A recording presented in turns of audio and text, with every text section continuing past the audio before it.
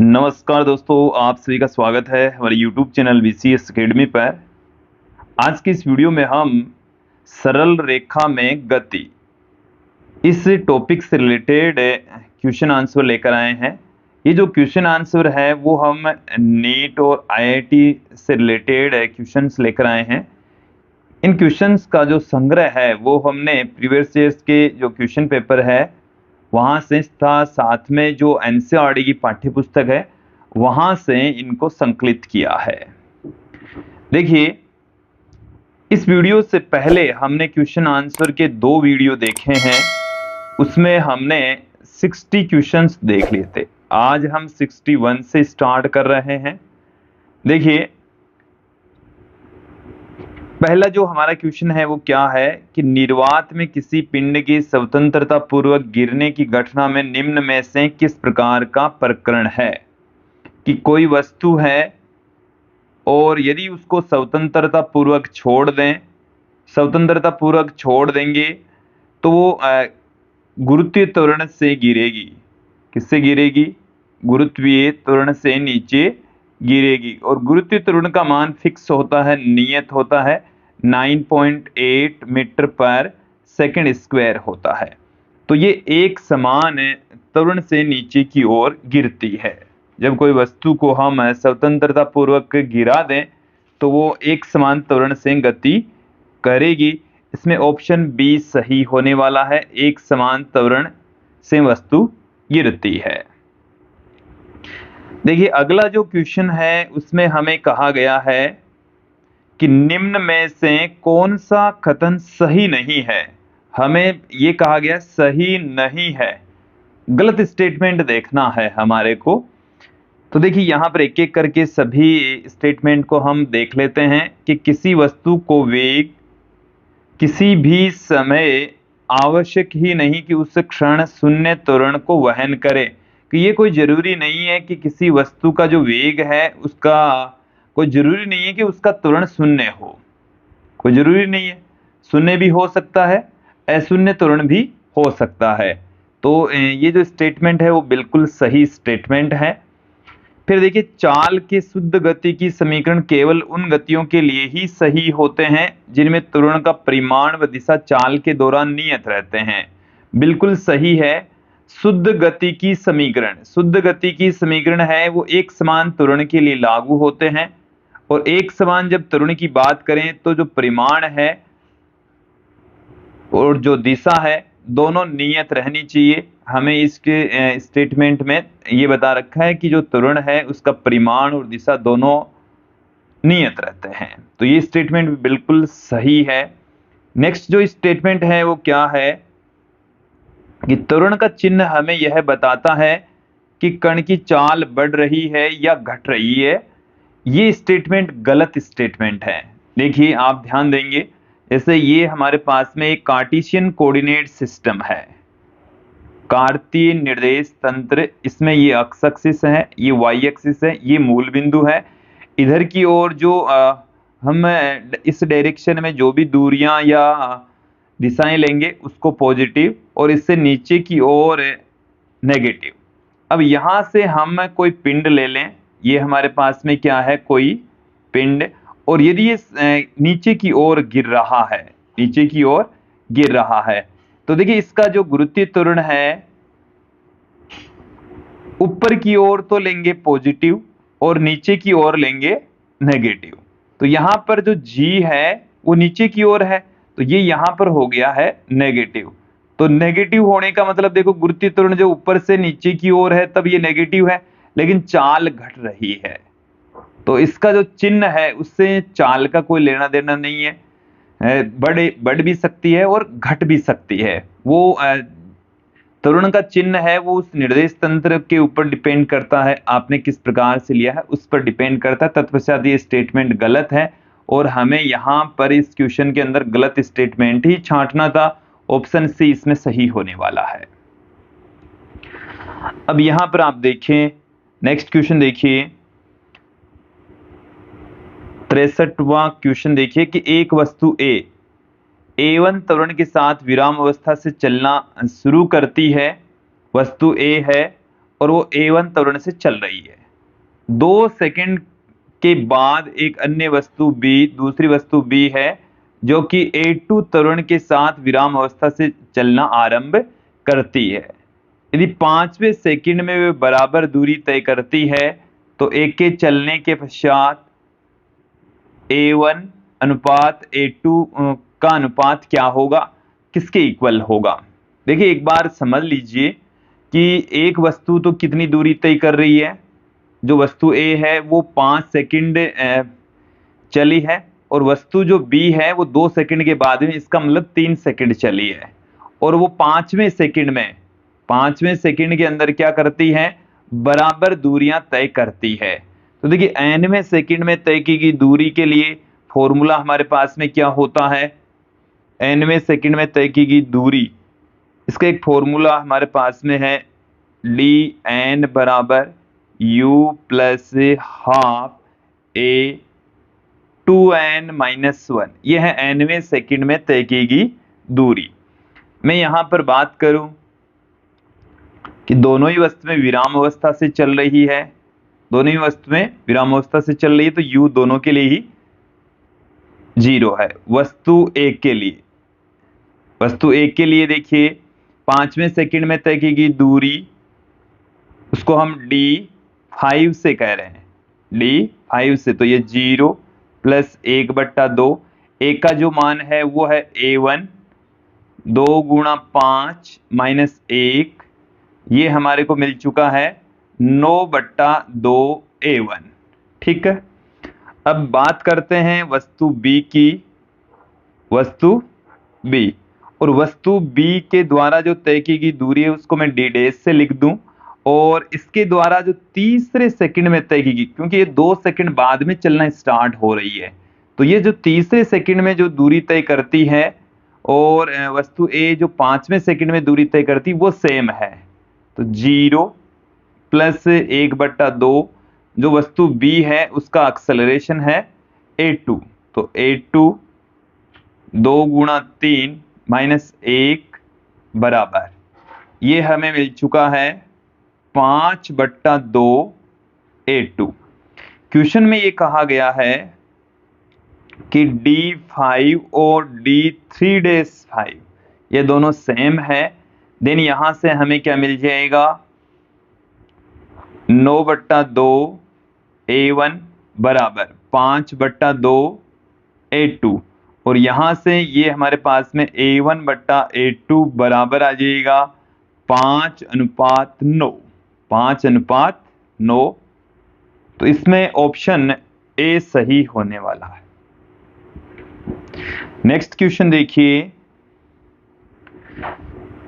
अगला जो क्वेश्चन है 64 नंबर का क्वेश्चन है कि निम्न में से कौन सा ग्राफ गुरुत्व के अधीन स्वतंत्र रूप से गिरने वाली किसी वस्तु के वेग समय परिवर्तन को, वेग और समय में जो ग्राफ है उसको बताता है, और स्वतंत्र रूप से गिर रही है, इसका मतलब प्रारंभिक वेग उसका कितना है, 0 है। हमारे को एक ऐसा इक्वेशन देखनी है, तो पहली समीकरण ही हम देख लें, v बराबर होता है u प्लस at, और यहां पर वस्तु स्वतंत्रता पूर्वक गिर रही है, तो u बराबर कितना हो गया, 0 हो गया। यहां गुरुत्व के अधीन वस्तु गिर रही है, तो a बराबर g आ गया, जो कि 9.8 मीटर पर सेकंड स्क्वायर होता है, तो v बराबर आ गया है gt। g यहाँ पर कांस्टेंट है, तो v और t दोनों क्या होंगे, एक दूसरे के समानुपाती होंगे। जो ऑप्शन ए है ये सही होने वाला है, ऑप्शन ए इसमें सही होगा।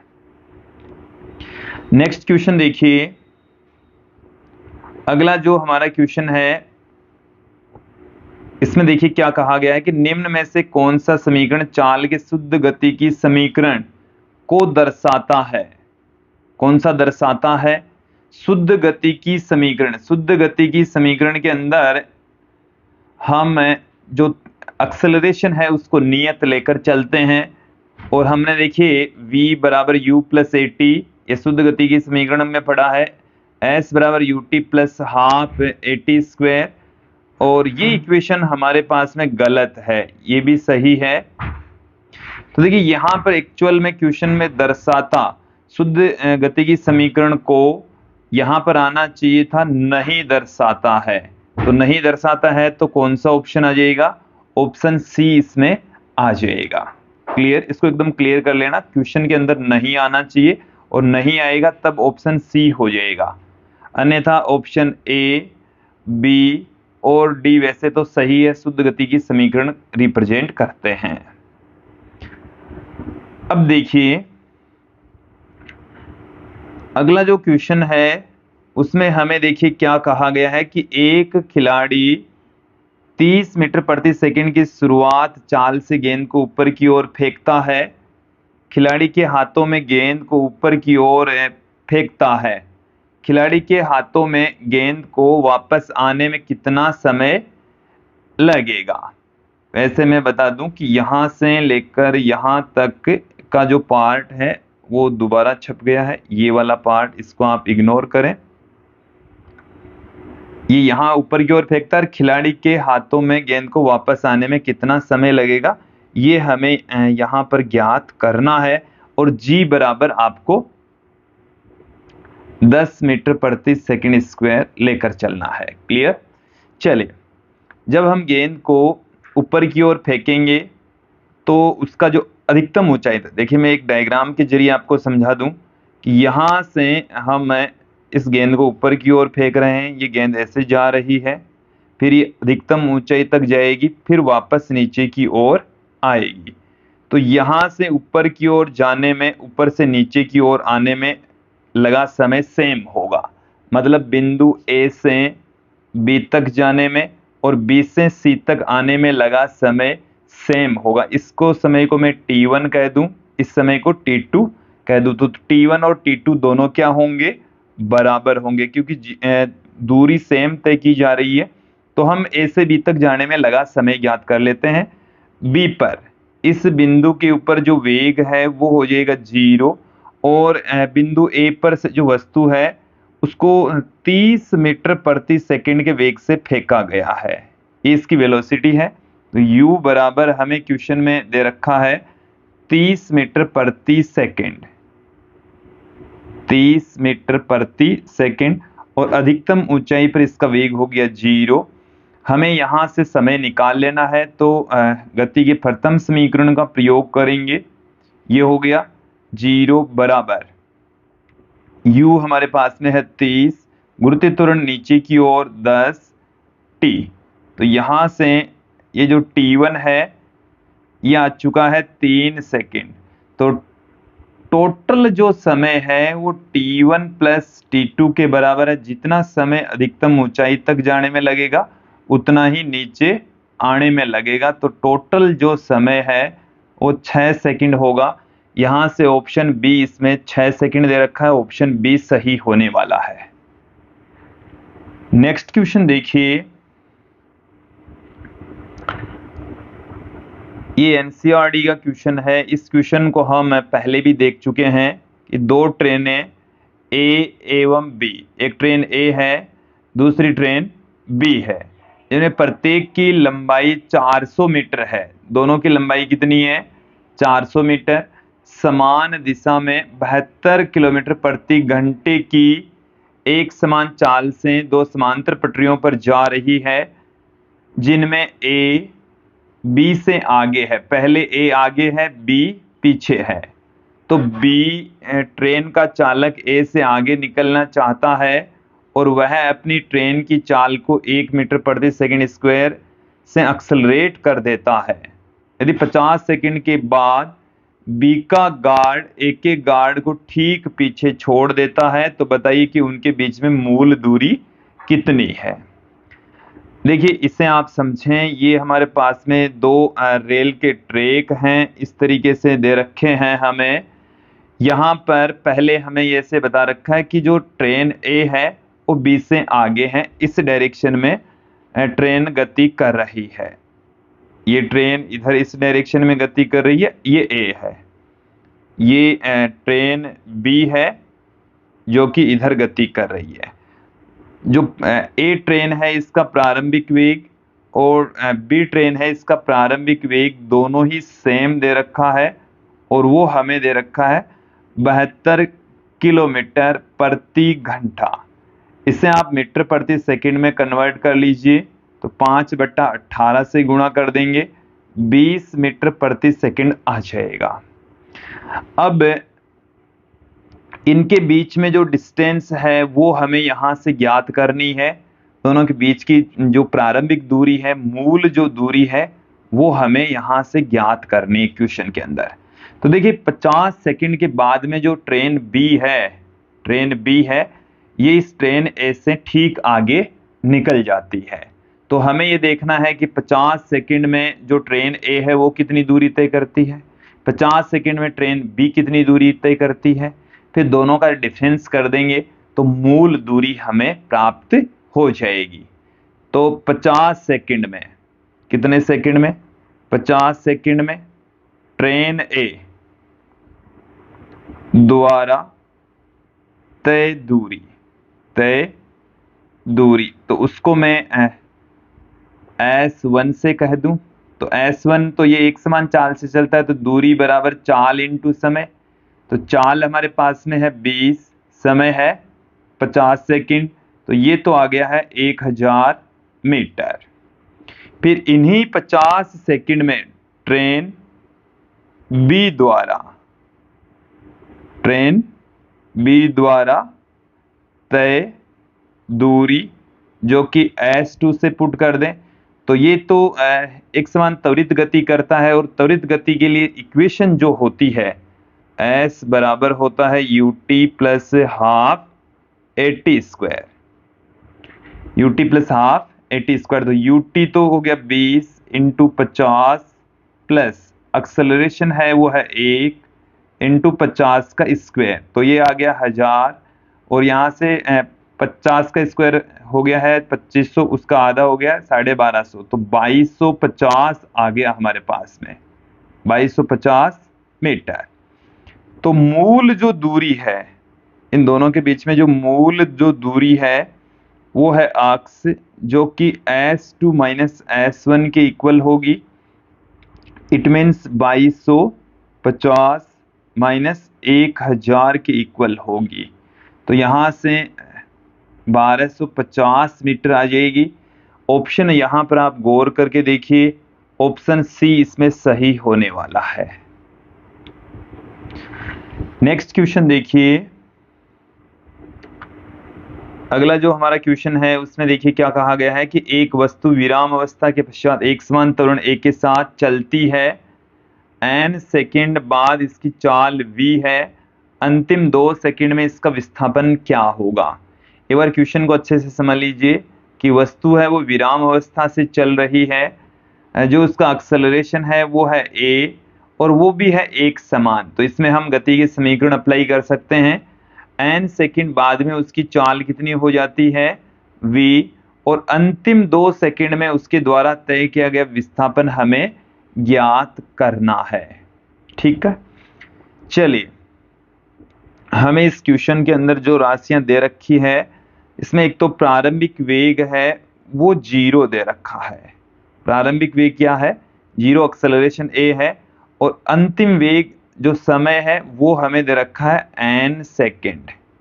ठीक है, और तब देखिए इसमें जो तय की गई दूरी है, n सेकेंड में तय दूरी, n सेकेंड में तय दूरी, तो n सेकेंड में तय दूरी उसको मैं लिख दूं S1 से ut plus half AT square.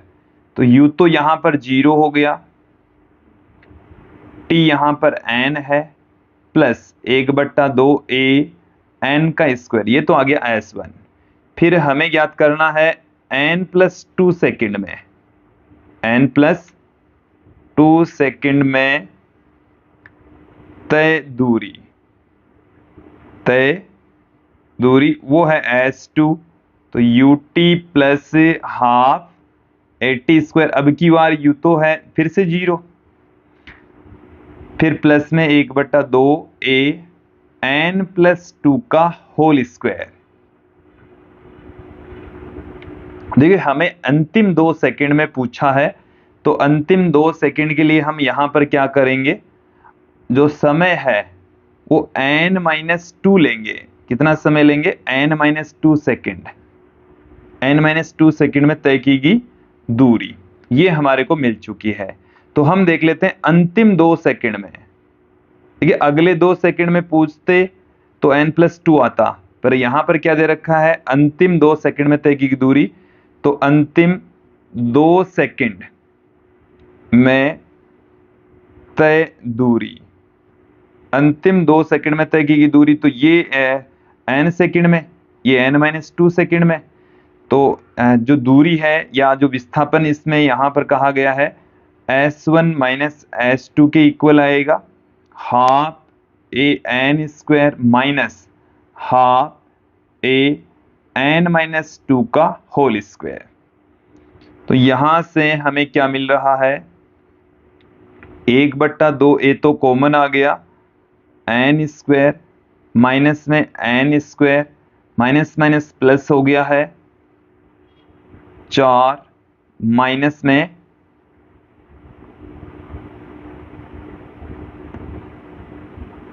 देखिए ये जो 4 है ये तो किस में आएगा?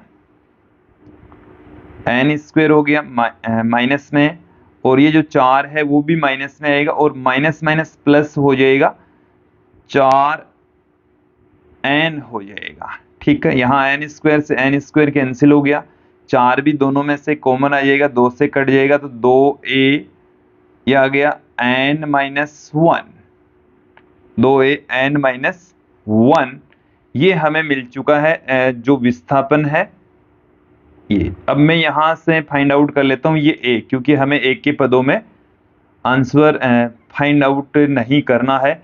तो यहां से a त्वरण से चल रही है, तो a का मान हम कैसे निकालेंगे? v बराबर होता है u प्लस 80, v बराबर u प्लस 80। तो n सेकंड में इसका वेग v हो रहा है, तो v बराबर आ गया 0 प्लस में a n, और यहां से हम a का मान क्या निकालेंगे? v बट्टे में n।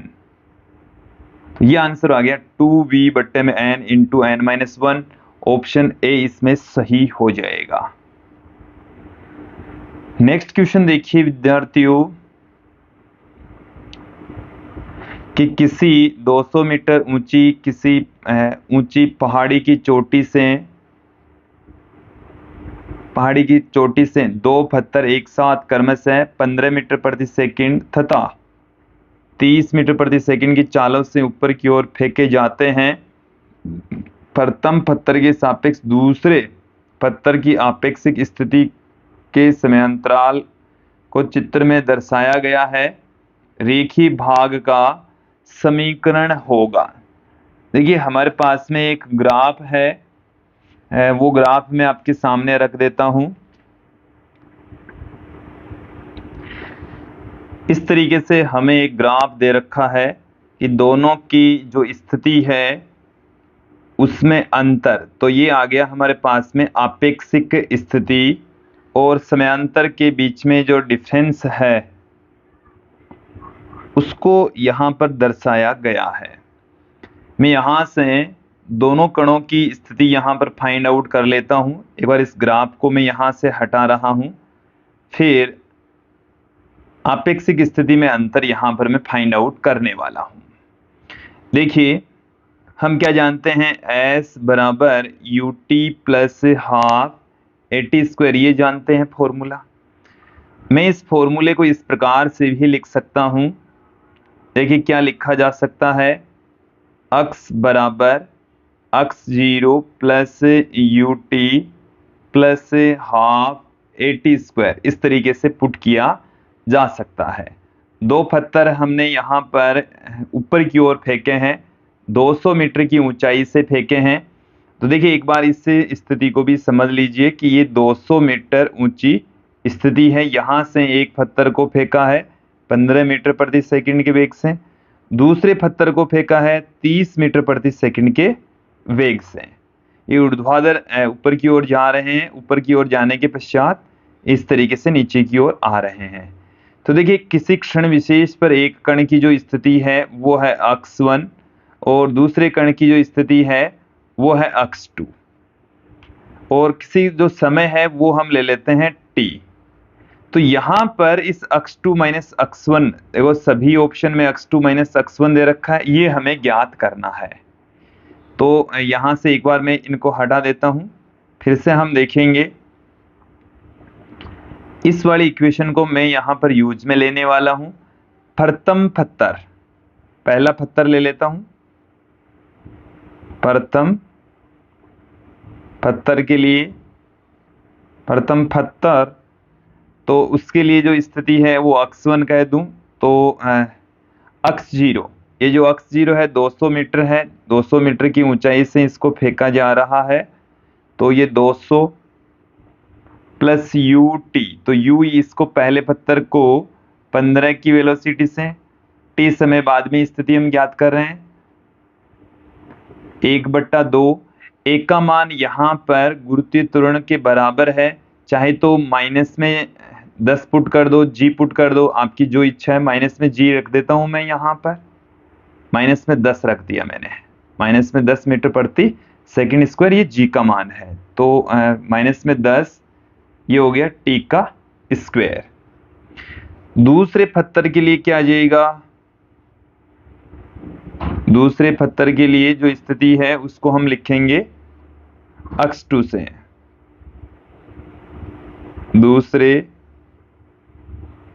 पत्थर के लिए x2 बराबर 200 प्लस प्रारंभिक वेग दूसरे पत्थर के लिए कितना है 30, तो 30t माइनस 1/2 गुणा 10 टी स्क्वायर। हमें क्या ज्ञात करना है यहां से, x2 माइनस x1, तो x2 माइनस x1 बराबर, मतलब इक्वेशन नंबर 2 में से एक को घटा दें, तो देखिए ये कट जाएगा, ये कट जाएगा दोनों, ये दोनों कट जाएंगे, इसमें से 30t माइनस 15t बचेगा। तो x2 माइनस x1 बराबर आ जाएगा 15t।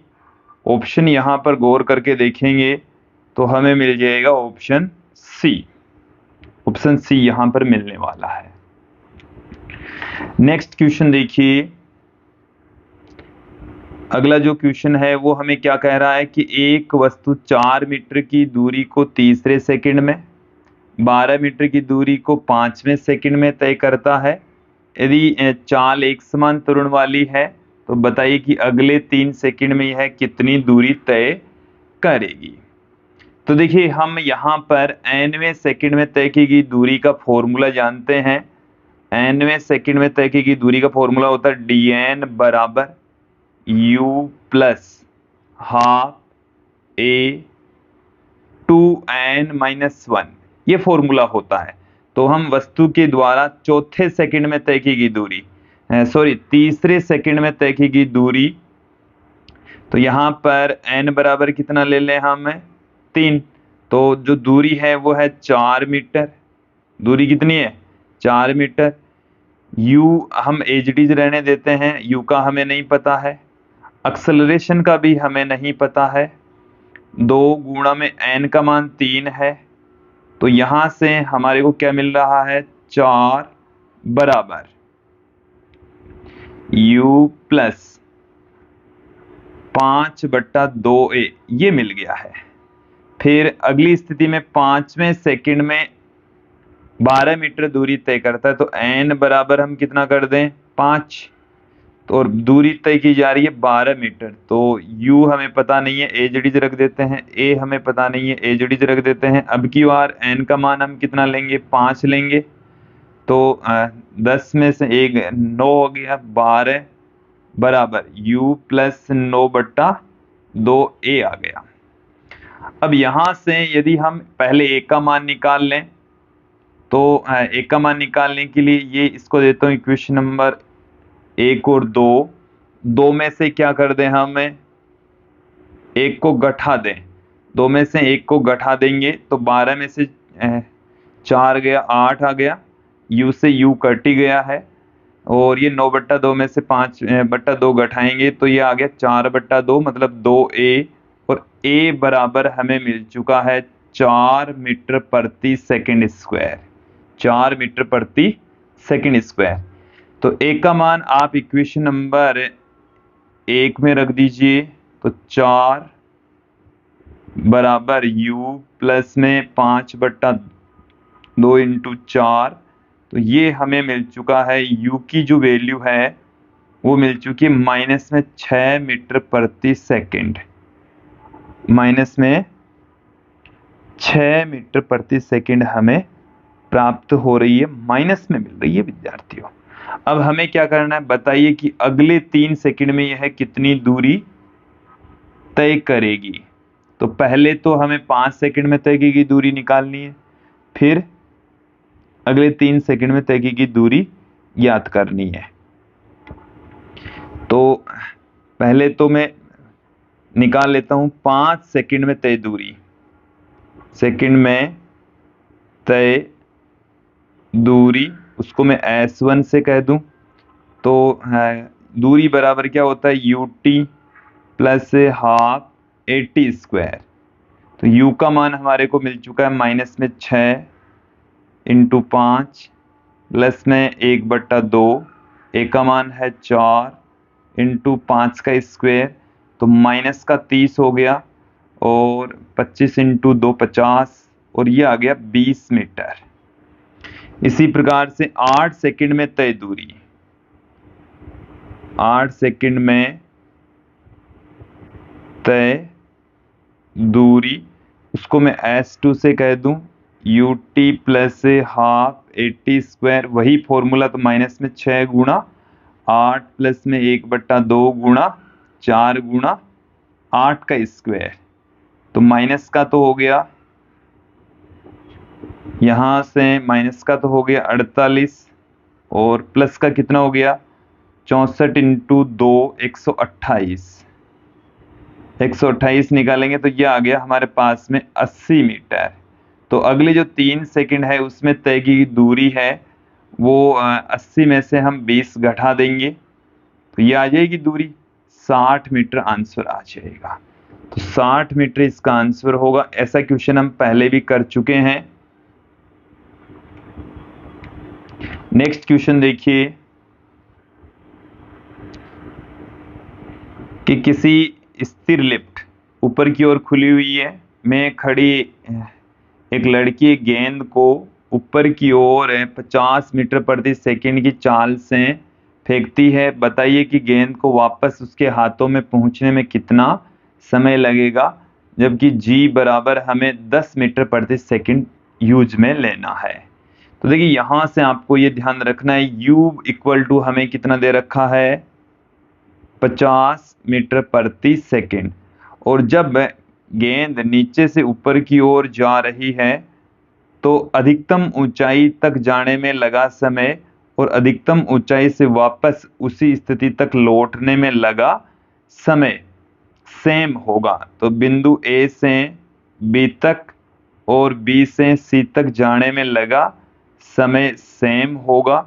जैसे मैं कंसीडर कर लूं कि A से B तक जाने में लगा समय T1 है और B से C तक जाने में लगा समय T2 है, तो दोनों सेम होंगे और जो कुल समय होगा वो इन दोनों के योग के बराबर होगा, T1 प्लस T2 या 2T1 कह सकते हैं। ओके, अब अधिकतम ऊंचाई पर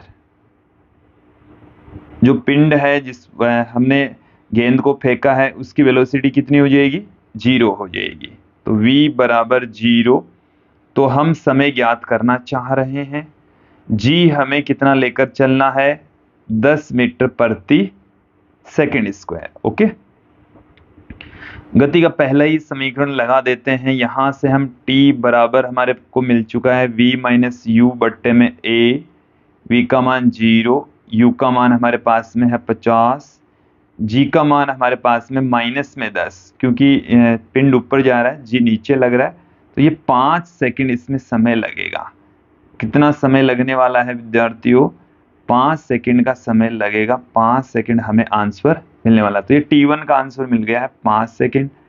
तो T2 भी कितना होगा, 5 सेकंड होगा। टोटल मिलाकर 10 सेकंड का समय लगने वाला है। तो इसमें आंसर ऑप्शन बी होगा, 10 सेकंड आएगा।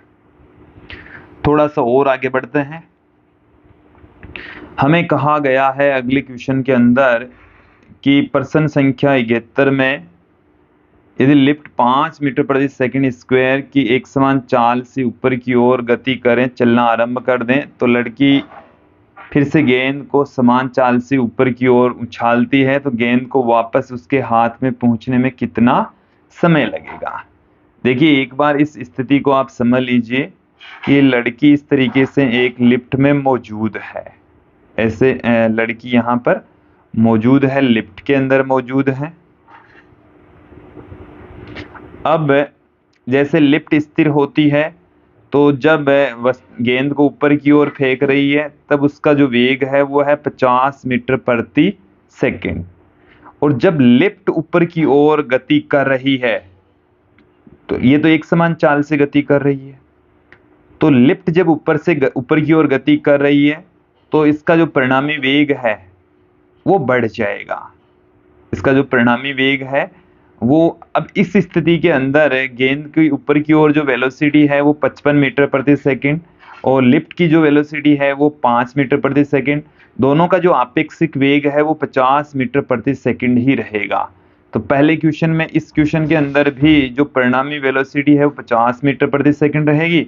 इस क्वेश्चन में भी 50। देखो एक बार फिर से मेरी बात को सुनना, ये तो 50 तो फाइनल है। गेंद का जो वेग है वो कितना आएगा, पृथ्वी के सापेक्ष गेंद का वेग, गेंद का वेग पृथ्वी के रेस्पेक्ट कितना हो जाएगा, 50 से उसको फेंका, 5 से लिफ्ट चल रही है तो 55 मीटर प्रति सेकंड।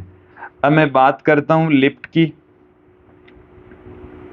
तो लिफ्ट का जो वेग है वो है 5 मीटर प्रति सेकंड और दोनों का जो आपेक्षिक वेग है वो कितना है, 50 मीटर प्रति सेकंड। तो परिणामी वेग है वो 50 मीटर प्रति सेकंड ही है। अब ऊपर तक जाने में लगा समय, अब की बार भी 5 सेकंड, वापस लड़की के हाथ में आने में लगा समय 5 सेकंड, तो टोटल मिलाकर फिर से 10 सेकंड का समय लगेगा। ऑप्शन बी इसमें सही होने वाला है। नेक्स्ट क्वेश्चन की ओर बढ़ते हैं विद्यार्थियों कि यह एक सामान्य निरीक्षण है कि वर्षा के बादल जमीन से लगभग 1 किलोमीटर की ऊंचाई पर हो सकते हैं। यदि वर्षा की एक बूंद गुरुत्वीय प्रभाव में इस ऊंचाई से स्वतंत्र रूप से गिरती है तो किलोमीटर प्रति सेकंड में इसकी चाल क्या होगी। देखिए क्वेश्चन को समझ लीजिए कि यहाँ पर g हमें 10 मीटर प्रति सेकंड लेना है, ऊंचाई हमें कितनी दे रखी है, 1 किलोमीटर। तो s या h जिसे हम ले रहे हैं वो है 1 किलोमीटर। 1 किलोमीटर को हम 1000 मीटर भी कह देंगे। प्रारंभिक वेग यहाँ पर इस जो बारिश की बूंद है उसका है 0 मीटर प्रति सेकंड। अंतिम जो वेग है वो हमें पूछा है, क्या पूछा गया है, अंतिम वेग हमें पूछा गया है। तो देखिए यहां से हम ज्ञात करेंगे गति का तीसरा समीकरण यूज में लेंगे, v स्क्वायर बराबर होता है u स्क्वायर प्लस 2as। तो अंतिम वेग हमें ज्ञात करना है, v स्क्वायर बराबर 0 प्लस 2, a का मान हमारे पास में हो गया है 10 कह रहा है तो 10 यूज में लेंगे और s हमारे पास में है 1000। देन यहां से v बराबर कितना आ जाएगा, इनका अंडरूड कर देंगे, 2 अंडरूड 100 आ गया हमारे पास में। ये मीटर प्रति सेकंड में आ चुका है विद्यार्थियों।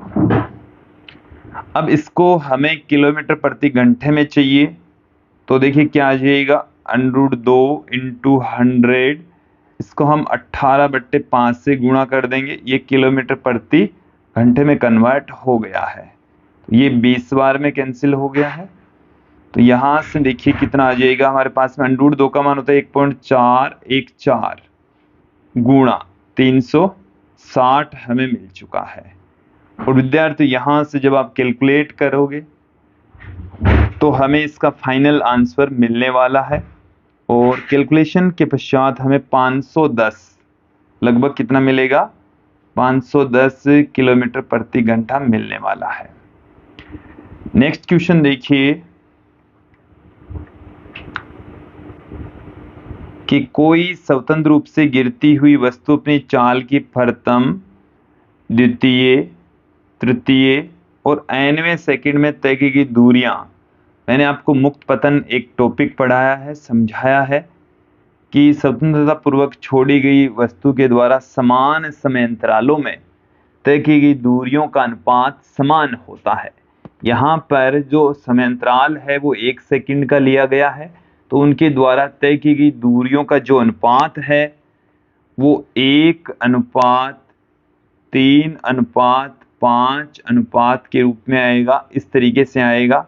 ये एक हमारे पास में समांतर श्रेणी है। कौन सी श्रेणी है? समांतर श्रेणी है विद्यार्थियों। देन यहाँ पर ऑप्शन देखेंगे, जो तय की गई दूरियां है वो समांतर श्रेणी का निर्माण करती है। ऑप्शन ए इसमें सही होने वाला है। नेक्स्ट क्वेश्चन देखिए कि विराम अवस्था से चलने वाली एक वस्तु नियत त्वरण के साथ में एक सीधी रेखा में गति करती है, तो दूरी s और चाल v में परिवर्तन का ग्राफ बताइए। यहाँ पर क्वेश्चन में हमें विराम अवस्था बता रखा है, तो विराम अवस्था का मतलब ये हो गया है कि प्रारंभिक वेग इसमें कितना लेकर चलना है, 0 लेकर चलना है। ए यहाँ पर जो एक्सेलरेशन है वो हमें क्वेश्चन में नियत दे रखा है, कांस्टेंट दे रखा है, तो हम गति के समीकरण यहाँ पर अप्लाई कर सकते हैं। हमें जो दूरी है इसको हम दूरी को एस से पुट कर रहे हैं, दूरी एस तथा चाल v के मध्य रिलेशन बताना है, तो हम गति के समीकरणों का ही प्रयोग करेंगे। गति का जो तीसरा समीकरण है v² बराबर क्या होता है, u² प्लस 2as ये होता है। तो देखिए यहां से v का मान 0 हो गया, v² बराबर आ गया 2as। जो ग्राफ है वो v और s के मध्य खींचा गया है। ग्राफ किसके बीच में है? v और s के मध्य। आप यहां पर देखेंगे कि यदि आपके पास में इस तरीके की कोई इक्वेशन आती है, जैसे हमने पहले भी पढ़ चुके हैं, y² बराबर kx, ये एक परवलय का समीकरण है। किसका समीकरण है? परवलय। तो परवलय का समीकरण है, तो हमें ऑप्शन में परवलय का समीकरण ही देखना है। तो ये ऑप्शन नहीं हो सकता क्योंकि परवलय नहीं है, ये ऑप्शन भी नहीं हो सकता, तो ये दोनों ऑप्शन तो खारिज हो गए हैं क्योंकि ये परवलय के समीकरण नहीं है। अब यहां पर देखें कि ये जो परवलय होगा ये क्या होगा, एस वाली एक्सिस के दोनों ओर होगा। v के जो धनात्मक और ऋणात्मक जो मान है, तो इस तरीके से हमारे को ये ऑप्शन सी है वो सही मिलने वाला है। परवलय का इसका जो ग्राफ है वो ऐसा ग्राफ प्राप्त होगा। मतलब ये हो गया कि इसके s की घात 1 है तो इसके दोनों ओर होगा ये इस तरीके से। तो ये इसको नेगेटिव में दिखाया नहीं है और इस तरीके से, क्योंकि दोनों पॉसिबिलिटीज नहीं है, चाल ऋणात्मक नहीं होती, तो केवल इतना ही पार्ट दिखाया है। ओके, समझ में आ जाना चाहिए। नेक्स्ट क्वेश्चन देखिए विद्यार्थियों। अगले क्वेश्चन में हमें क्या कहा गया है कि 50 मीटर प्रति घंटे की चाल से, एक बार इसको हम क्लियर कर लेते हैं कि जो चाल है वो 50 किलोमीटर प्रति घंटा है या 50 मीटर प्रति सेकंड है। तो मैं इसको क्लियर कर देता हूं, आप भी इसमें करेक्शन कर लीजिए। ये है किलोमीटर प्रति घंटा। किलोमीटर प्रति घंटा चाल से चलने वाली चाल से चलने वाली कार को गतिरोधक लगाकर कम से कम 6 मीटर के पश्चात रोका जा सकता है यदि उसी कार को हम 100 किलोमीटर प्रति घंटा, मतलब चाल यदि आप दोनों लें तो किलोमीटर में लें तो किलोमीटर में लेनी है, मीटर में लें तो मीटर में लेनी है, कि चाल से गतिमान है तो रुकने में न्यूनतम कितनी दूरी तय करनी पड़ेगी। देखिए अवरोधन दूरी, हमने आपको एक टॉपिक पढ़ाया है अवरोधन दूरी, और अवरोधन दूरी है उसको हमने ds से लिखा है। किससे पुट किया है? ds के द्वारा हमने पुट किया है। तो ये जो अवरोधन दूरी होती है वो होती है माइनस में u² अपॉन में 2a, ये होती है विद्यार्थियों, क्योंकि अंतिम वेग रुकने के पश्चात 0 हो जाता है। यहां पर ये आप गति के तीसरे समीकरण से फाइंड आउट कर सकते हैं। तो यहां पर आप देखेंगे कि a है वो तो नियत है, a क्या है? नियत। तो जो अवरोधन दूरी होती है वो वेग के वर्ग के समानुपाती होती है। आप यदि वेग को 2 टाइम्स कर देंगे तो नई जो अवरोधन दूरी है वो क्या हो जाएगी? 2u²। मतलब यहां पर आ गया हमारे पास में 4u²। पहले जितनी भी अवरोधन दूरी थी उसकी 4 गुणी आ जाएगी। पहले जो अवरोधन दूरी है उसकी कितनी गुणा आएगी? 4 गुणा। तो 6 का 4 गुणा हो गया हमारे पास में 24 मीटर। कितना आएगा इसका आंसर? 24 मीटर आएगा। ऑप्शन डी इसमें सही होने वाला है। नेक्स्ट क्वेश्चन देखिए विद्यार्थियों,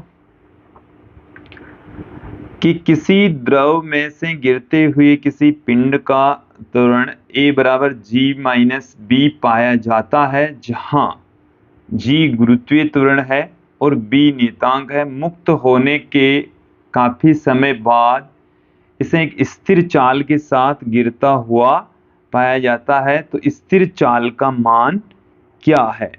देखिए इसे आप थोड़ा सा करेक्ट कर लीजिए कि जो a की जो वैल्यू है वो हमें इस तरीके से दे रखी है g-bv, ये हमें दे रखी है।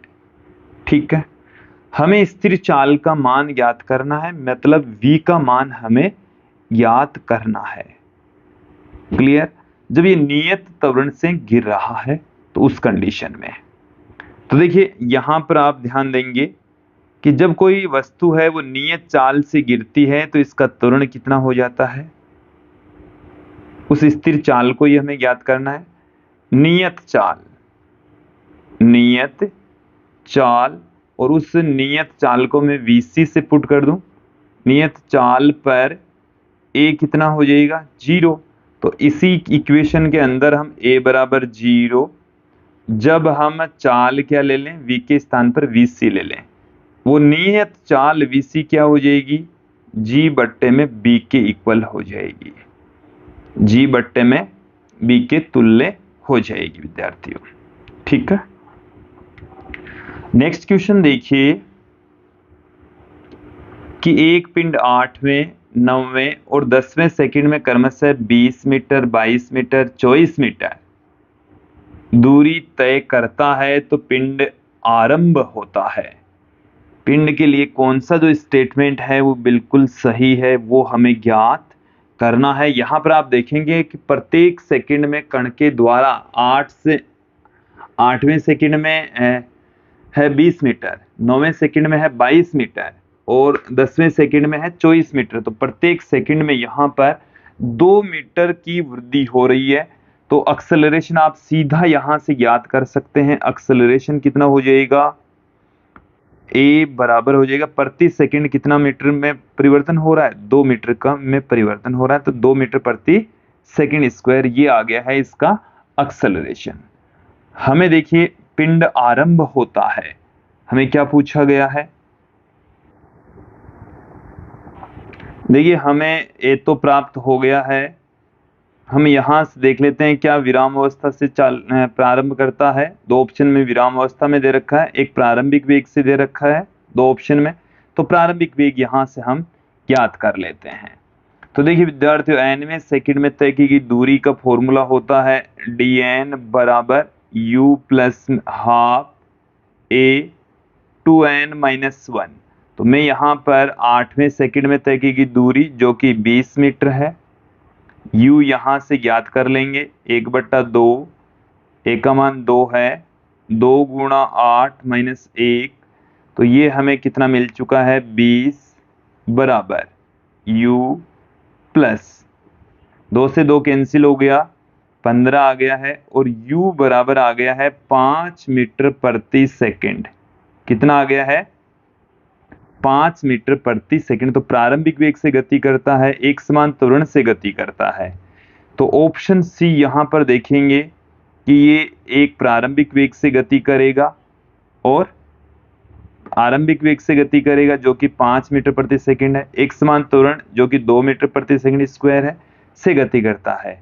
ऑप्शन सी इसमें सही होगा। बाकी देखो ये जो ऑप्शन ए और बी है इसमें विराम अवस्था से दे रखा है जो कि गलत है।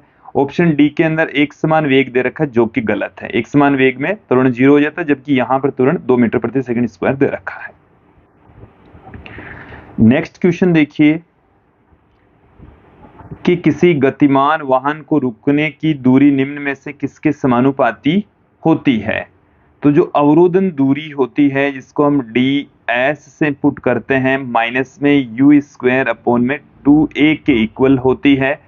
तो ये आरंभिक वेग के वर्ग के समानुपाती होती है। आरंभिक वेग के वर्ग के समानुपाती होती है। तो समानुपाती पूछे तो आरंभिक वेग के वर्ग के, ये ऑप्शन बिल्कुल सही हमें दे रखा है। 79 में ऑप्शन ए आएगा। नेक्स्ट क्वेश्चन देखिए विद्यार्थियों, अगला जो हमारा क्वेश्चन है उसमें हमें क्या दे रखा है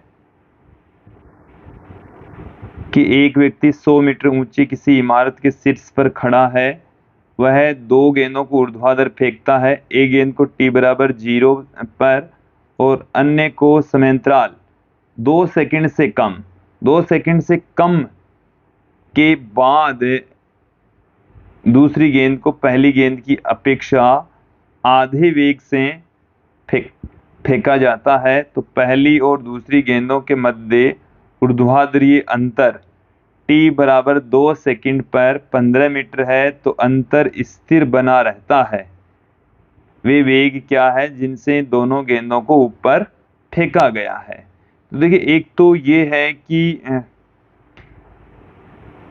जो दूसरी गेंद है, बाद देखिए 2 गेंदें हैं और इसको एक बार क्वेश्चन को हमें समझना है। देखिए इस तरीके से एक इमारत है, ऐसे एक इमारत है हमारे पास में, इस तरीके से इमारत से वस्तु को फेंका जाएगा। यहाँ पर कोई व्यक्ति है और ये हमारे पास में इमारत है। इस इमारत की जो ऊंचाई है वो है 100 मीटर। कितनी ऊंचाई से फेंका जा रहा है? वह 2 गेंदों को फेंकता है। एक गेंद को तो फेंक देता है पहले t बराबर 0 पर, ऐसे गिर रही है, और दूसरी गेंद को 2 सेकंड नहीं होते उससे पहले ही फेंक देता है। तो समांतराल के बाद दूसरी गेंद को पहली गेंद की अपेक्षा आधे वेग से है। तो दूसरी गेंद है उसका वेग आधा है। तो सभी ऑप्शन में देखें, पहली गेंद का वेग 20 है तो दूसरी का 10 है तो 5, 16 है तो 8, 30 है तो 15, तो दूसरी गेंद का वेग आधा होगा। ये हमें क्वेश्चन में दे रखा है। यदि पहली गेंद का जो वेग है u a से कह दूं मैं, तो वो तो है u, और u भी है दूसरी गेंद का वेग, वो u/2 है। ठीक है, पहली व दूसरी गेंदों के मध्य ऊर्ध्वाधरीय अंतर, जो ऊर्ध्वाधर बीच में जो गैप है वो 15 मीटर का है और जब समय 2 सेकंड होता है, t बराबर 2 सेकंड रहता है, और ये जो डिफरेंस है वो सेम बना रहता है। तो इन दोनों गेंदों के वेग क्या है, और g हमें 10 लेकर चलना है। तो देखिए मैं यहां पर 2 स्थितियां चूज कर लेता हूं कि पहली गेंद जब h1 ऊंचाई पर होती है तो दूसरी जो गेंद है वो h2 ऊंचाई पर होती है। देखिए एक बार मैं इस डायग्राम को थोड़ा सा सुस्पष्ट कर देता हूं कि इमारत से जब यहाँ तक ही ले लेता हूं मैं, इमारत को यहाँ से गेंद को फेंका जा रहा है, इस स्थिति से ऐसे आ रही है गेंद। तो जब एक गेंद, पहली गेंद h1 ऊंचाई पर है, कितनी ऊंचाई पर है? h1 पर। दूसरी जो गेंद है उसकी ऊंचाई है h2 और ये जो H1 माइनस H2 है यहां से लेकर यहां तक, ये हमें दे रखा है 15 मीटर। कितना दे रखा है? 15 मीटर दे रखा है। H1 माइनस H2 कितना दे रखा है क्वेश्चन में? 15 मीटर दे रखा है। t बराबर 2 सेकंड के ऊपर दे रखा है। चलिए, सेकंड से कोई लेना देना नहीं है। हम गति के तीसरे समीकरण का प्रयोग करेंगे। v स्क्वायर बराबर होता है u स्क्वायर प्लस 2as। पहली गेंद, दो गेंदें फेंकी जा रही है, तो पहली गेंद के लिए हम अधिकतम ऊंचाई पर वेग हो जाएगा 0। मैं जैसे बोल रहा हूं उसको सुनते जाइए। प्रारंभिक वेग है उसका u, तो u स्क्वायर हो गया, प्लस गेंद ऊपर जा रही है, g नीचे लग रहा है, जो कि हमारे को 10 लेकर चलना है।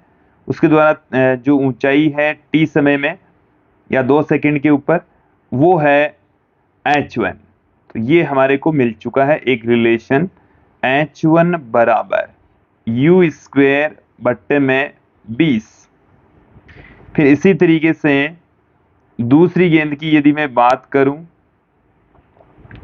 तो गति के तीसरे समीकरण से ही देखें, अधिकतम ऊंचाई पर वेग 0, प्रारंभिक वेग है u बट्टे में 2, तो u बट्टे में 2 का स्क्वायर माइनस में 2 गुणा 10 गुणा h2, तो यहां से h2 बाहर निकलेगा, u स्क्वायर बट्टे में 4, तो u स्क्वायर बट्टे में 4 इंटू 20, तो u स्क्वायर बट्टे में 80 आ गया।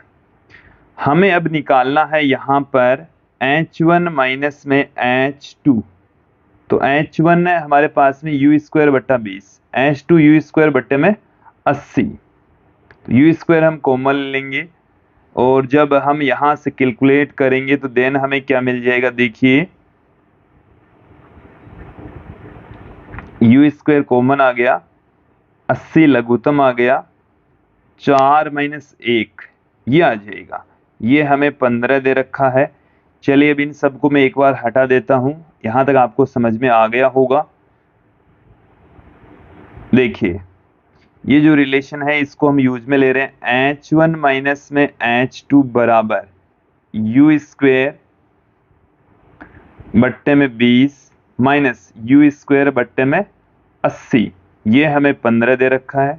u स्क्वायर कॉमन आ जाएगा, यहां से 4 माइनस 1 बट्टे में 80 आ जाएगा। u स्क्वायर बराबर कितना आ गया? 15 गुणा 80 बट्टे में 3। ये यहां से 5 बार में कैंसिल हो गया, 400 आ गया। u बराबर आ गया है 20 मीटर प्रति सेकंड। u बराबर कितना आ गया है? 20 मीटर प्रति सेकंड। तो पहली गेंद का जो वेग है वो 20 मीटर प्रति सेकंड, दूसरी का u बट्टा 2, तो 10 मीटर प्रति सेकंड। ऑप्शन ए यहां पर सही होगा। नेक्स्ट क्वेश्चन की ओर बढ़ते हैं। अगला जो क्वेश्चन है वो देखिए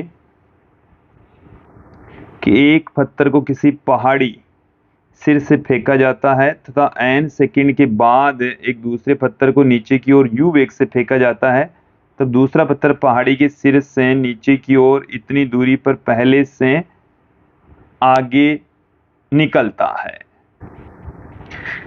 देखिए, एक बार इस क्वेश्चन को समझ लीजिए कि मैं किसी पहाड़ी सिर से दो पत्थर फेंक रहे हैं।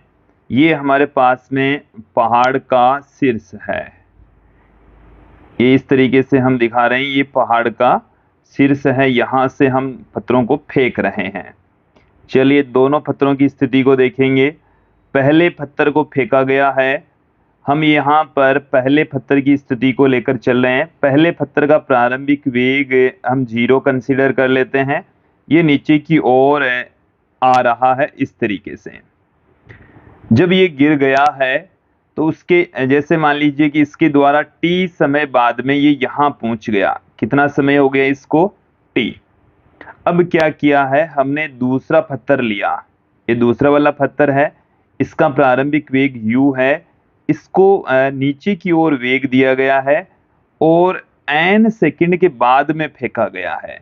तो t माइनस n सेकंड के बाद में ये दोनों एक दूसरे को क्रॉस करते हैं, तब दूसरा पत्थर पहाड़ी के सिर से नीचे की ओर इतनी दूरी पर पहले पत्थर से आगे निकलता है। तो जस्ट ये आगे की ओर निकलता है, तो इनके द्वारा तय की गई जो दूरियां है वो सेम है। इसके द्वारा तय की गई दूरी को S1 कह दें, दूसरे पत्थर के द्वारा तय की गई दूरी को S2 कह दें, तो वो सेम हमें दे रखी है।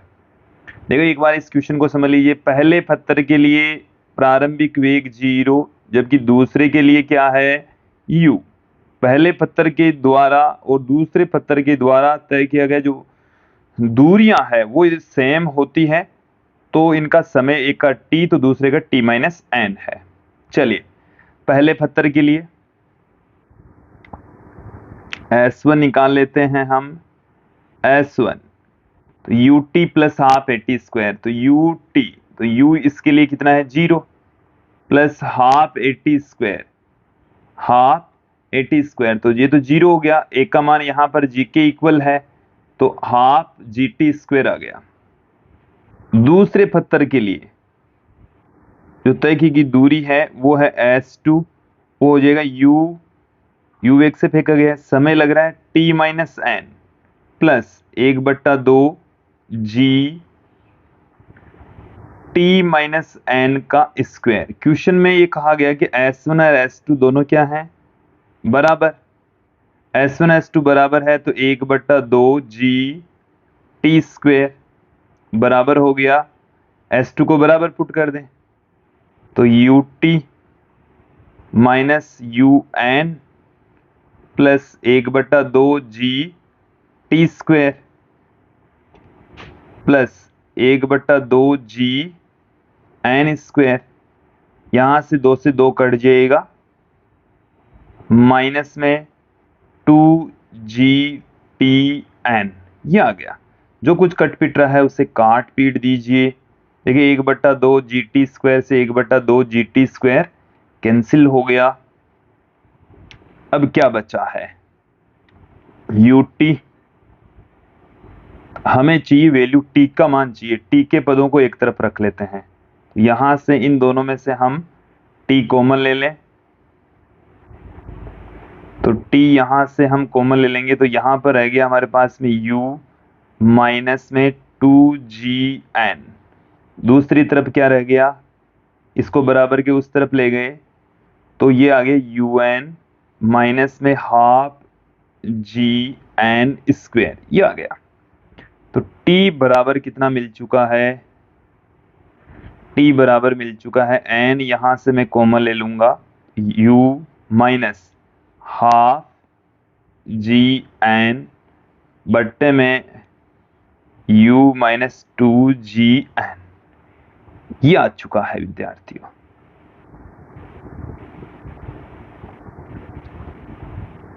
देखो ये वाला जो 2 है ये भी कट गया था, तो यहां से u माइनस gn ये रह गया। अब देखिए इससे t का मान उठाकर यदि हम S1 में पुट कर दें तो कितनी दूरी पे, हमें यहाँ पर दूरी ही पूछी है कि इतनी दूरी पर पहले पत्थर से आगे निकल जाता है। तो देखिए एक बार मैं इन सबको हटा देता हूँ यहाँ से। कैलकुलेशन जो हमने की है इन सब की वैल्यू मैं यहाँ पर अब पुट करने वाला हूँ। चलिए S1 बराबर है 1/2 g, t का जो मान है ये है, तो n square u minus half gn का स्क्वायर बट्टे में u माइनस gn का स्क्वायर। तो ऑप्शन यहां पर गौर करके देखेंगे तो पाएंगे कि जो पहला ऑप्शन है यही बिल्कुल सही है। पहला ऑप्शन ही क्या है, बिल्कुल राइट है, सही होने वाला है। अब देखिए अगला क्वेश्चन है कि एक सीधी सड़क पर चलने वाला एक ऑटो अपनी चाल को 30 मीटर प्रति सेकंड से 50 मीटर प्रति सेकंड तक 180 मीटर की दूरी में बढ़ा देता है। यदि त्वरण नियत है तो इस दूरी को तय करने के दौरान ऑटो को कितना समय लगेगा। क्वेश्चन एक बार समझ लीजिए कि जो ऑटो है उस प्रारंभिक वेग कितना है, 30 मीटर प्रति सेकंड, और अंतिम जो वेग है वो हमें दे रखा है क्वेश्चन में 50 मीटर प्रति सेकंड, और इस दौरान जो तय की गई दूरी है वो है 180 मीटर। हमें यहाँ पर समय पूछा है। क्या पूछा है? समय। तो सबसे पहले तो हम यहाँ से एक्सेलरेशन ज्ञात कर लेंगे, क्योंकि त्वरण यहाँ पर नियत है। तो गति का तीसरा समीकरण का प्रयोग करेंगे। तो यहाँ से v स्क्वायर बराबर होता है u स्क्वायर प्लस 2as।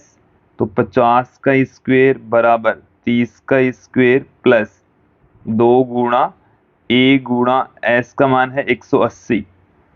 तो ये आ गया हमारे पास में 2500 माइनस 900 बराबर 360 a, और a बराबर हमें क्या मिल चुका है? 1600 बट्टे में 360। 1600 बट्टे में 360। तो यहाँ से ये मिल चुका है 40 बट्टे में 9 मीटर प्रति सेकंड स्क्वायर। अब हमें ज्ञात यहाँ पर क्या करना है? हमें समय की वैल्यू ज्ञात करनी है। तो समय की वैल्यू ज्ञात करने के लिए हम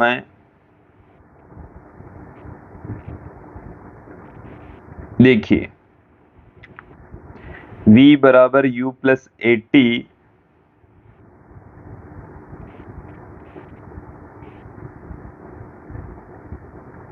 तो v का मान 50, u का मान 30, a का मान 40 बट्टे में 9 t। देन यहाँ से कितना आ जाएगा? 20 बट्टे में 40 इंटू 9 बराबर t। 2 बार में कट गया। t बराबर कितना आ गया हमारे पास में? 4.5 सेकंड आ गया है। क्लियर? 4.5 सेकंड ऑप्शन बी इसमें सही होने वाला है। देखिए विद्यार्थियों, अगला जो क्वेश्चन है उसमें हमें क्या कहा गया है?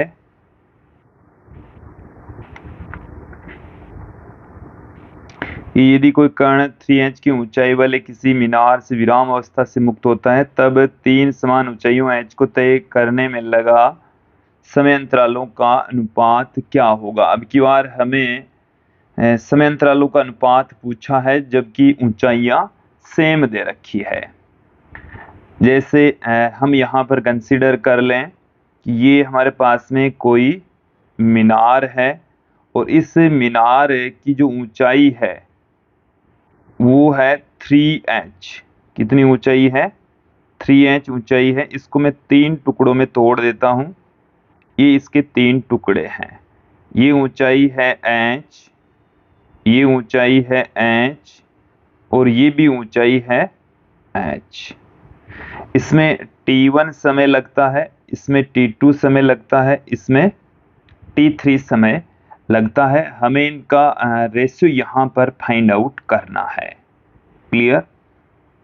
चलिए, तो सबसे पहले h ऊंचाई तय करने में लगा समय t1 स्वतंत्रता पूर्वक गिरा रहे हैं, क्योंकि यहाँ पर हमें विरामावस्था के बारे में बता रखा है।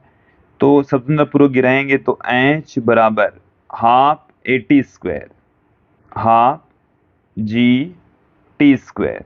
तो पहली जो h दूरी तय कर रहे हैं उसमें तो आ जाएगा h बराबर हाफ g t1 स्क्वायर।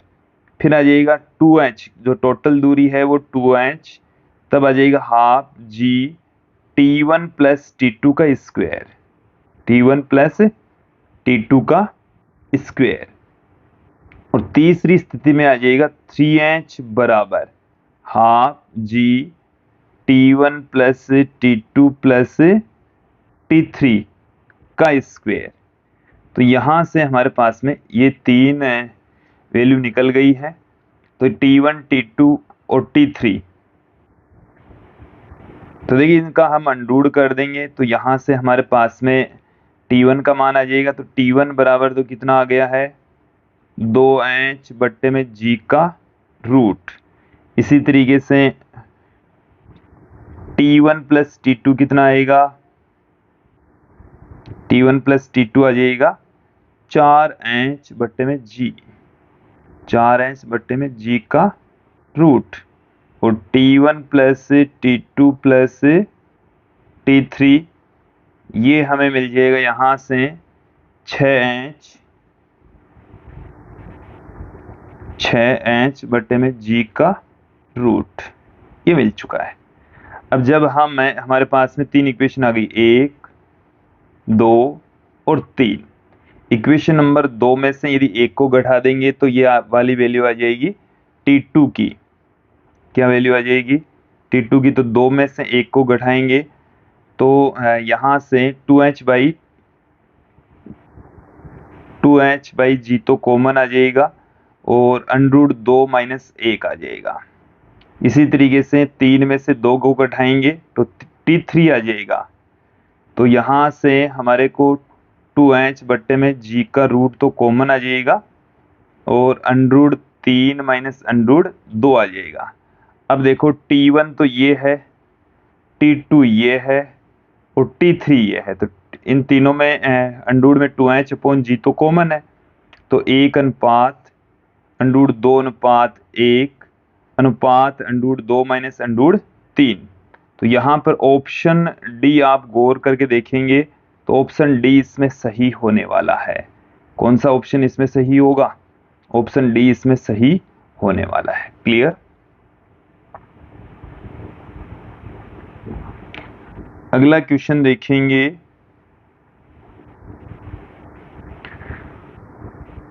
कि एक मोटरसाइकिल व एक कार विराम अवस्था में एक ही स्थान से एक ही समय में तथा एक ही दिशा में प्रस्थान करती है। मोटरसाइकिल 1 मीटर प्रति सेकंड स्क्वायर के त्वरण पर 36 किलोमीटर प्रति घंटे की चाल से तथा कार 0.5 मीटर प्रति सेकंड स्क्वायर के त्वरण से 54 किलोमीटर प्रति घंटे की गतिमान होने लगती है, तो वह समय जिस पर कार मोटरसाइकिल से आगे निकलेगी।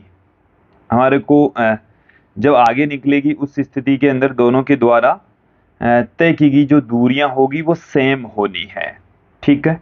और जो तय की दूरियां सेम होनी है, जो समय है वो हम t के इक्वल लेकर चल सकते हैं। ठीक है? तो चलिए इनकी चाल को कन्वर्ट कर लेते हैं और दूरियों को जब हम सेम रख देंगे तो पहले तो हम ले लेते हैं यहां पर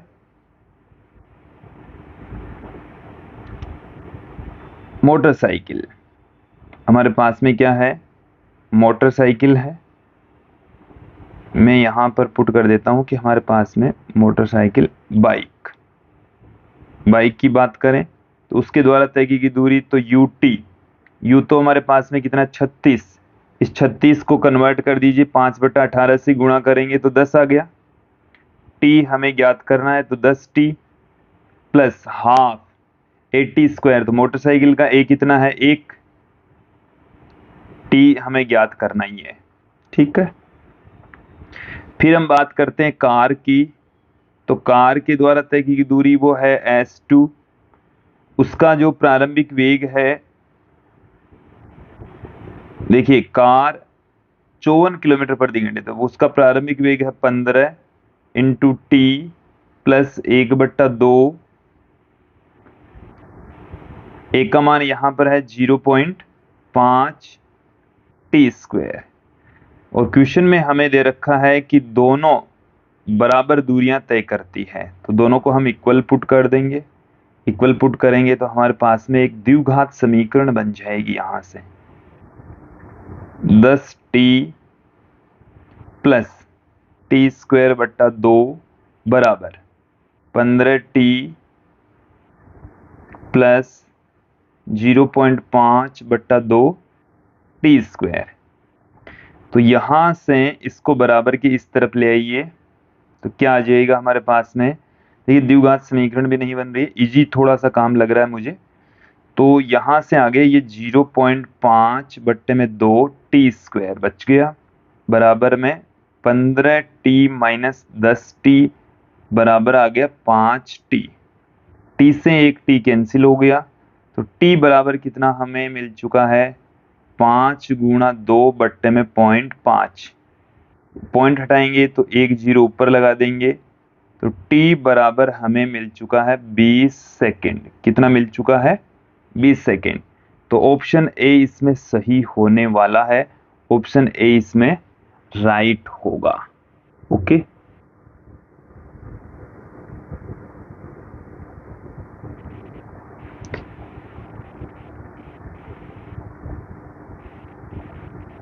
चलिए समझ में आ गया होगा। अगले क्वेश्चन की ओर बढ़ते हैं। अगले क्वेश्चन में देखिए हमें क्या कहा गया है कि दो रेलगाड़ी एक दूसरे के समांतर उत्तर दक्षिण दिशा की ओर जाती है। एक पटरी पर ए रेलगाड़ी उत्तर दिशा की ओर 54 किलोमीटर प्रति घंटे की चाल से तथा अन्य पटरी बी पर रेलगाड़ी दक्षिण की ओर 90 किलोमीटर प्रति घंटे की रफ्तार से गतिमान है, तो बी रेलगाड़ी के सापेक्ष ए रेलगाड़ी का वेग क्या है।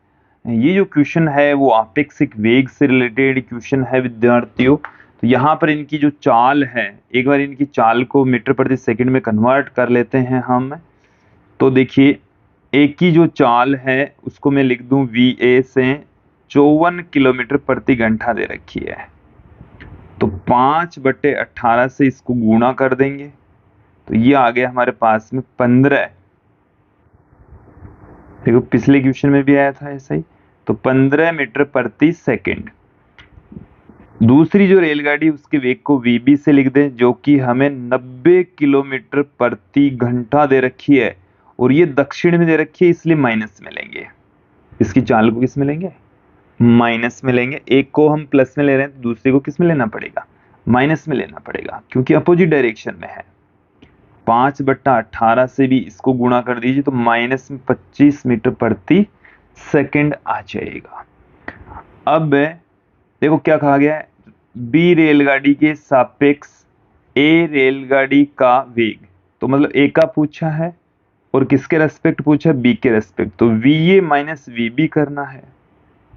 VA का मान कितना 15, VB का मान कितना माइनस में 25, तो माइनस माइनस हो जाएगा प्लस, कितना आ गया 40 मीटर प्रति सेकंड।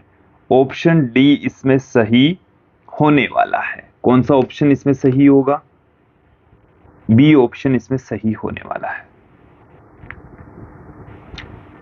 प्रश्न संख्या 85 इसी का जो पिछला भाग है इसी क्वेश्चन के अंदर ही है कि 85 में ए रेलगाड़ी के सापेक्ष 18 किलोमीटर प्रति घंटे की चाल वाले उस बंदर का वेग अपनी चाल के विरुद्ध क्या होगा जो ए रेलगाड़ी की छत पर दौड़ रहा है, जैसा जमीन पर खड़ा एक प्रेक्षक द्वारा ऑब्जर्व किया जाता है। देखिए एक बार इसको समझ लीजिए कि जो बंदर है वो रेलगाड़ी ए के ऊपर है, ट्रेन ए के सापेक्ष बंदर का जो आपेक्षिक वेग है उसको मैं यहां पर पुट कर दूं V, बंदर का जो वेग है उसको हम VB से पुट करेंगे। किससे पुट करेंगे, बंदर के वेग को हम VB से, VB तो हमारे पास में दूसरी ट्रेन का वेग है, इसको बंदर को मंकी कह देंगे, तो VMA रेलगाड़ी ए के सापेक्ष जो बंदर का वेग है, देखो रेलगाड़ी ए रेलगाड़ी के सापेक्ष 18 किलोमीटर प्रति घंटे की रफ्तार से बंदर चल रहा है, ये हमें कितना दे रखा है 18 किलोमीटर प्रति घंटा दे रखा है, और रेलगाड़ी जिधर चल रही है उस बंदर वाले वेग का अपनी चाल के विरुद्ध क्या होगा, रेलगाड़ी एक ही छत पर दौड़ रहा है, विरुद्ध चल रहा है, इसका मतलब है कि उसकी विपरीत दिशा में, तो माइनस में लेंगे, तो माइनस में 5/18 से गुणा कर दीजिए तो माइनस में 5 मीटर प्रति सेकंड आ गया है। ठीक है, अब देखो इसे हम क्या पुट कर देंगे, जमीन पर खड़े व्यक्ति के द्वारा प्रेक्षित किया जाता है तो उसकी जो चाल है वो कितनी नजर आएगी, उसकी चाल जमीन पर खड़े व्यक्ति के सापेक्ष उसकी चाल क्या होगी, ये हमें पूछा है। तो एक तरीके से VM पूछा है हमें, तो VMA बराबर क्या है, VM minus VA, VM minus VA, तो VM बराबर क्या हो गया VMA प्लस VA, तो VMA कितना है माइनस में 5, VA कितना है 15, तो 15 मीटर प्रति सेकंड के वेग से बंदर गति करता हुआ, सॉरी यहाँ पर 10 आ जाएगा, 10 मीटर प्रति सेकंड के वेग से गति करता हुआ नजर आएगा। ऑप्शन बी इसमें सही होने वाला है। क्लियर?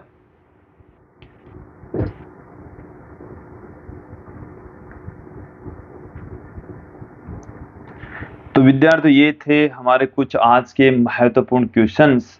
मुझे उम्मीद है आप लोगों को ये क्वेश्चंस है वो अच्छे से समझ में आए होंगे। विद्यार्थियों, यदि आप हमारे चैनल पर नए हैं तो चैनल को सब्सक्राइब कर लीजिए, साथ में बेल आइकन भी दबा दीजिए ताकि आपको आगे की वीडियोज की नोटिफिकेशन मिलती रहें। अब हम अगला जो टॉपिक स्टार्ट करेंगे वो समतल में गति स्टार्ट करने वाले हैं। आप हमारे साथ में यूं ही बने रहिए। आज के लिए इतना ही। धन्यवाद दोस्तों।